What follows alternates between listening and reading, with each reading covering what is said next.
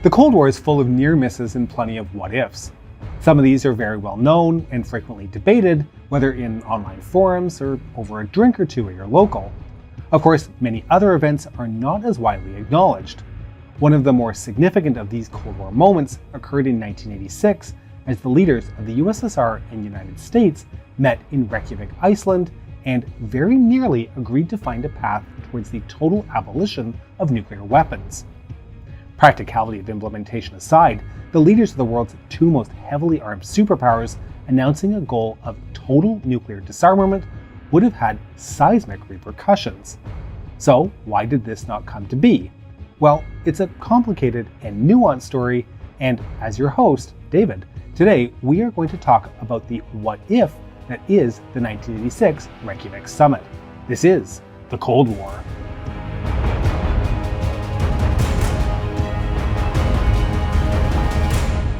So following the collapse of détente, the 1980s saw a significant change in the level of tension between the world's two superpowers. Leonid Brezhnev, who had governed the USSR since 1964, had finally died in 1982. Throughout his tenure, Brezhnev had sought to institute a stable, cooperative relationship with the United States, one which came to be referred to as the idea of co-domination.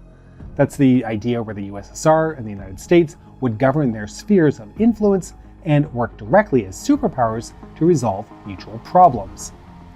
Brezhnev put this to the American president, Richard Nixon, quite bluntly: "Between the two of us, we can run the world."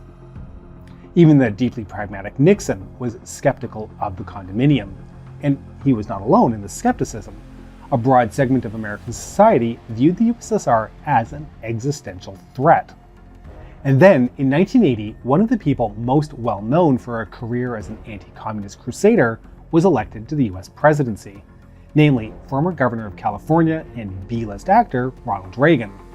Brezhnev's death in 1982 ushered in the short-lived tenures of Yuri Andropov and Konstantin Chernenko as general secretaries, but both men were in very poor health. And each died not long after each assumed office. Although Andropov, as former head of the KGB, was quite influential, neither of these two men was able to effect a truly cohesive policy on a USSR which was beginning to feel the pressure of decades of economic mismanagement and international overreach. At the same time, though, Soviet leadership hated and feared Reagan, with Andropov even calling him a madman. Although it remains in some dispute, there appears to have been a genuine fear in the USSR that the 1983 NATO Reforger and Able Archer exercises were a prelude to a NATO first strike, with the Soviets possibly even preparing to launch their own preemptive attacks. We'll pick apart Able Archer in a later episode. Of course, Reagan didn't help assuage the fears and paranoia of the Soviet leadership. He called the USSR an evil empire.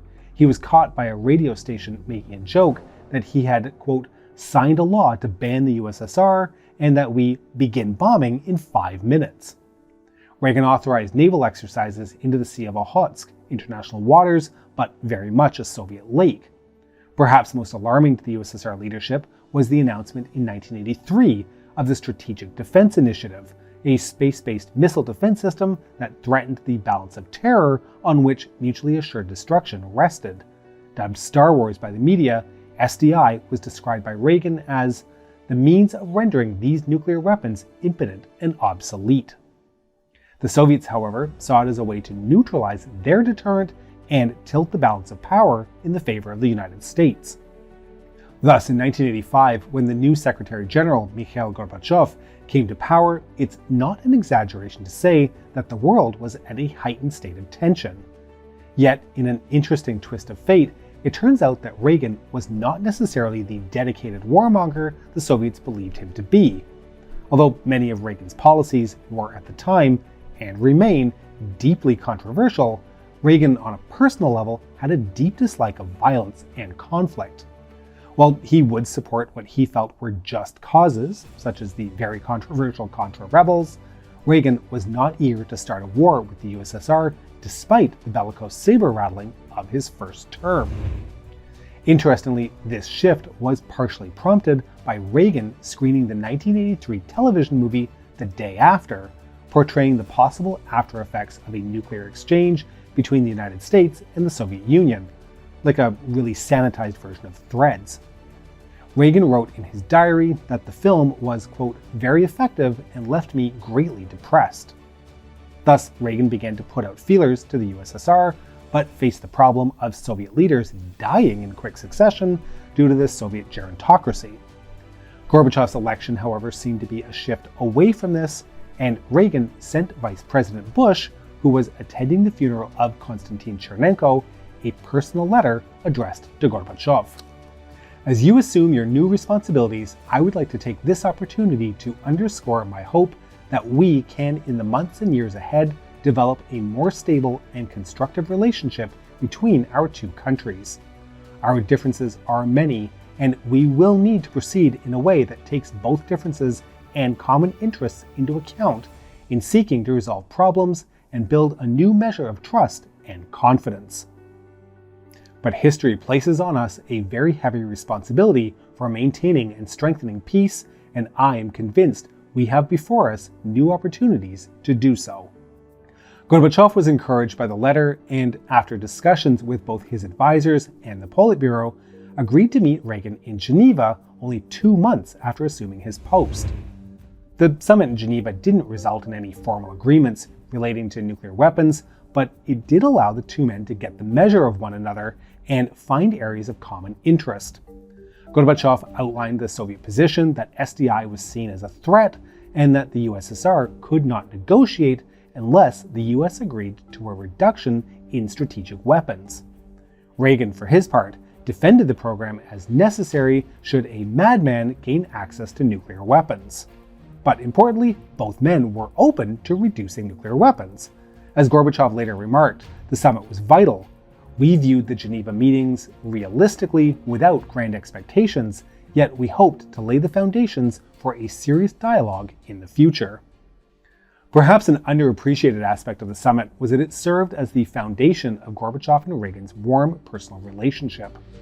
Reagan reportedly resonated with Gorbachev by remarking on the two men's similarities, noting that they both hailed from rural hamlets in the middle of their respective countries, yet now had the seeming responsibility of the world on their shoulders.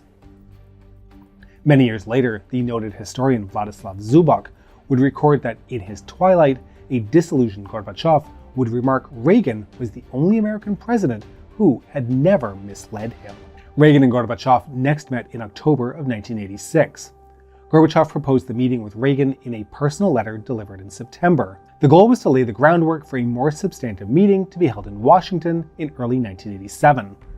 The talks were to take place in Reykjavik, Iceland, at the former French consulate building, a modest house known as Hofdi. Reagan sought to have the talks be far more wide-ranging in their scope, including human rights and Afghanistan, while Gorbachev wanted to focus only on nuclear weapons. Iceland made an unusual but practical venue for the meeting. The North Atlantic island was described by one journalist as one of the strangest places on Earth, a windblown volcanic moonscape populated by sheep, ponies, elves, pagan gods, and 241,000 bookish descendants of Vikings. Reagan touched down on October 9th at Keflavik International Airport, which also did double duty as a NATO base. Reagan first met with Steingrimur Hermannsson, the Prime Minister and Foreign Minister of Iceland, but Reagan was not very engaged. Hermannsson recalled the president being unwilling to listen to his perspective on nuclear disarmament. Perhaps one of Reagan's more critical flaws was that his focus was always on the USSR and the great powers, and he had little time for a relatively minor nation like Iceland. Although Reagan did inform Hermannsson as a goodwill gesture that Icelandic Air had been granted a landing license in Boston, Hermannsson was unaware they had even applied. Gorbachev arrived the next day, October 10th, also flying into Keflavik, becoming the first Soviet leader to set foot on a NATO base. Gorbachev's convoy left the airport past a large sign which said, "Welcome" in Russian, a friendly gesture undermined by the fact that the Icelanders had misspelled the word. Indeed, the Icelandic government was somewhat overwhelmed with the scale of the summit, having to retain an American PR firm to help manage the cavalcade of international press, officials, and security men. The American Secret Service and Soviet KGB combined outnumbered the island's entire police force and had significantly more firepower. Residents of Iceland did not find much comfort in Prime Minister Hermansson's reassurance of the accuracy of the American and Soviet security forces. On October 11th, the two leaders met at Hofdi House, the former French legation, whose wooden construction on a lava field helped give the impression that the house was haunted. The bumps in the night reported from Hofdi are likely due to the constant expansion and contraction of the unstable soil, but persistent reports of sightings of a spectral young woman persist. She was not invited to the summit, by the way. Going into the meeting, Reagan was optimistic. He had once more been discussing the Kellogg-Briand Pact of 1928 with his staff. The pact, whose first clause called on signatory nations to condemn recourse to war for the solution of international controversies and renounce it as an instrument of national policy in their relations with one another, was meant to end war, but obviously had ultimately failed. Reagan, however, remained enthralled by the nobility of it. Gorbachev was far more nervous, confiding to his foreign policy advisor, Anatoly Chernayev, that should the summit fail, the USSR would be pulled into an arms race beyond its ability to sustain. We are presently at the limit of our capabilities. Historians have concluded that Gorbachev was referring to the American creation of SDI, something that the USSR could not hope to match. Of course, this was predicated upon the assumption that SDI was even viable, something that has yet to be truly proven even to this day. Gorbachev was also deeply concerned about the effects of the arms race on the economy and wanted to devote Soviet technical and scientific know-how to reforming the Soviet economy rather than investing more heavily in the arms race. As the two delegations settled into the conference room, a somewhat haunting scene played out just outside the door. An American and Soviet military officer each faced one another. The American officer carried a briefcase referred to as the football, while his Soviet counterpart carried an equivalent case called the cheget. Within each of these cases was their respected leader's ability to order a nuclear strike. The agenda for the Reykjavik talks built on those at Geneva, where both sides wanted a reduction in strategic arms as well as intermediate-range weapons, while the Soviets also wanted the US to observe the anti-ballistic missile treaty, which they felt SDI violated. Strategic weapons were by far the most destructive in both sides' arsenals, but it was the intermediate missiles that truly worried the Soviets. An American strategic launch from US missile bases would give the Soviets about 15 minutes to launch a counterstrike. With intermediate-range weapons, however, the time was shortened to perhaps less than 5 minutes. Theoretically, American Pershing II missiles, which had begun to be deployed to European soil in 1983, could quickly hit Soviet command and control facilities, limiting Soviet ability to launch an effective counterstrike.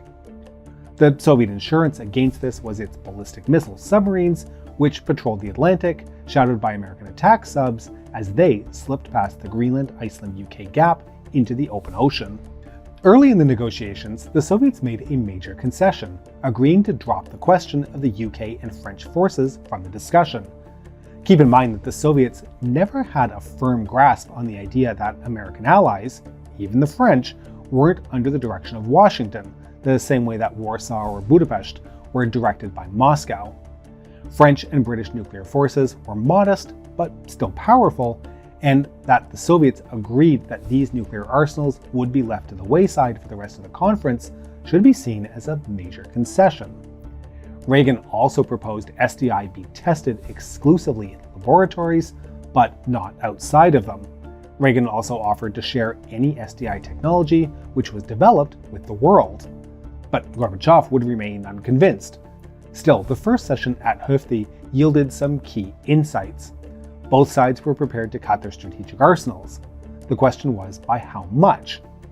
As Sunday dawned, Reagan floated a proposal that left the Soviet delegation stunned. The USSR and the US should commit to, within a decade, eliminating all ballistic missiles within 10 years. Gorbachev countered that the US and USSR should perhaps instead commit to the elimination of all nuclear weapons in 10 years. Reagan was very receptive. At the time, the USSR and the US both possessed 64,099 nuclear warheads of various yields deployed across tactical and strategic weapons, for whatever those definitions even mean. Both nations possessed the nuclear triad capable of deploying weapons via aircraft, land-based missiles, or submarines.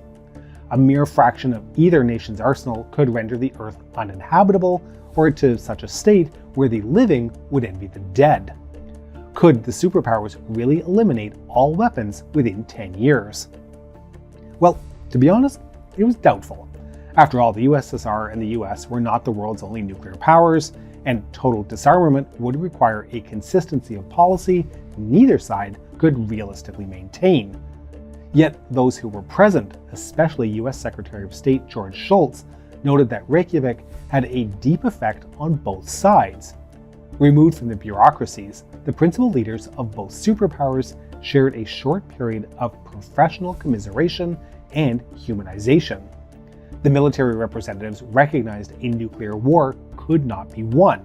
The diplomats of both sides saw nuclear weapons as a threat to peace, and the leaders of both superpowers recognized the way forward was disarmament. Even if nothing came of it, both of the superpowers committing themselves to nuclear zero would have had a profound and long-lasting legacy. There was a problem, however: Star Wars. Reagan wanted SDI to be put to one side in the talks, although he was willing to commit to laboratory testing only and to share the technology with the Soviets. Gorbachev, however, frankly didn't believe Reagan could share the technology, noting, "You won't even share milking machines with us." This was true under the Jackson-Vanik Amendment to the Trade Act of 1974, where the US severely restricted its technology transfer to the USSR. Gorbachev did not believe Reagan could really commit to co-development of such a technology as SDI, and in Gorbachev's mind, if Star Wars continued unabated, the US would have a massive advantage that the Soviets would never be able to overcome. The talks stalled, and Reagan practically begged Gorbachev to commit to what they really wanted, the nuclear zero. But Gorbachev wouldn't budge on his position if Reagan would not make the concessions he desired on SDI. The talks ended in what was perceived to be a failure. This was made worse by the realization of both delegations at how close they had come to a truly world-changing agreement. Maybe not a practical one, but an agreement like the Kellogg-Briand Pact that was made out of noble intentions could have helped to fundamentally shift the balanced state of the world. Reagan's advisor, Kenneth Adelman, recalled that at the end of the summit, Reagan's spokesman looked physically bereaved at the loss of the deal, which had come so close to being realized. The delegations left in a state of marked disappointment. Eduard Shevardnadze, the Soviet foreign minister, remarked that future generations reading the minutes of the summit would never forgive the delegations who had come so close to changing the world. While the summit in Reykjavik had no tangible effects in the moment, it did actually serve a much deeper purpose in that it showed both sides the degree to which they were willing to compromise and allowed both Americans and Soviet officials to build a multi-level dialogue. Following the Reykjavik summit in 1987, both sides would sign the Intermediate Nuclear Forces Treaty in Washington. The treaty would result in the elimination of 2,692 weapons by 1991. Reykjavik also laid the groundwork for the START I, START II, and SORT treaties, which between 1987 and 2011 reduced the US and Soviet missile arsenal to 1,700 to 2,000 each. Still more than enough to destroy the world, but down significantly from the height of the superpower tension of the early 1980s. While seen as a failure at the time, Reykjavik is now identified as a major turning point in strategic arms reduction. But it's vital that we reflect not only what was gained from Reykjavik, but what was lost. The history of the Cold War is rife with near misses and close calls. Catastrophe narrowly averted by way of independent initiative and a lot of luck. Most of those near misses involve nuclear weapons, whose destructive potential had grown exponentially since the atom was first split in 1945. The only nuclear weapons detonated in anger were at Hiroshima and Nagasaki at 15 and approximately 20 kilotons in yield. By the 1980s and up to today, most deployed weapons yield between 5 and 9 megatons, hundreds of times more powerful. Keep in mind that the largest tested weapon to date yielded a whopping 50 megatons. That number could technically be further increased. The US and the USSR, as well as its successor state, the Russian Federation, between 1987 and 2011 worked to reduce these arsenals.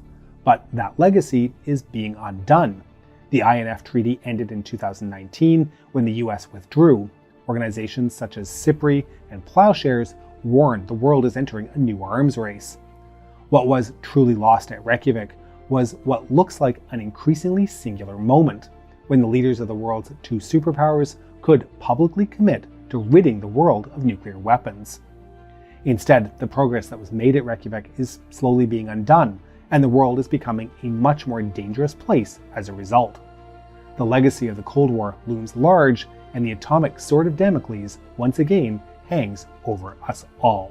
We hope you've enjoyed this episode, and to make sure you don't miss our future work, please make sure you subscribe to our channel and have pressed the bell button, which has resumed work on its backyard bomb shelter put on hold in the late 1980s as the world seemed a slightly better place.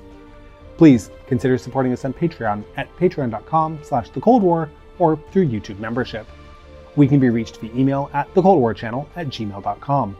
This is the Cold War Channel, and as we think about the Cold War, please remember that history is shades of gray and rarely black and white.